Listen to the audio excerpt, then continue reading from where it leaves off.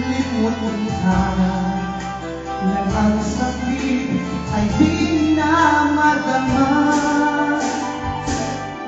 Hindi pa rin malimot ang isang katulad mo.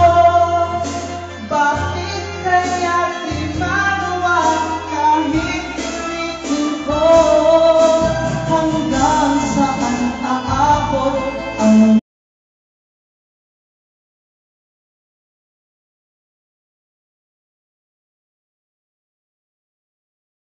damdamin?